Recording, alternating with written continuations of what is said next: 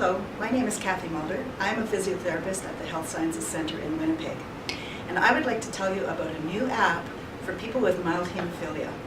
The app is called HIRT, the Hemophilia Injury Recognition Tool. It is now available for smartphones and in Android format. Let me tell you about how it works.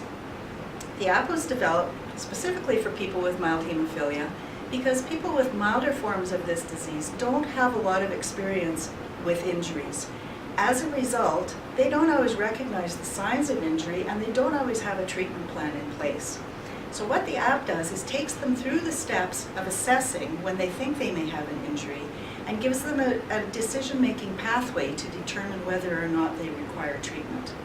The first thing that the patient sees when they open the app is a message to remind them that this app is only to be used for muscle and joint injuries, not a head injury or a neck injury, which is much more serious.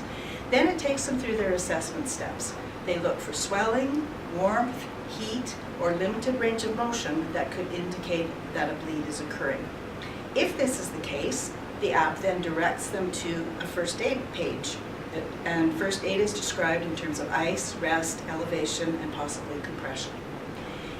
Regardless of whether they apply first aid or not, the app then reminds them in an hour to reassess their symptoms. And this is the unique feature about this app.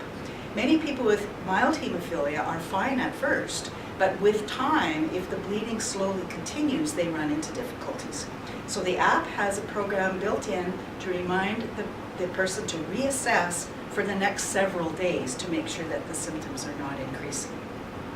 If at any time the symptoms are getting worse, then what the patient is able to do is pull up another page which lists all of the hemophilia treatment centres across Canada. They select their province, they select the nearest centre to them, and the phone is dialed right into the treatment centre so they can get advice about treatment.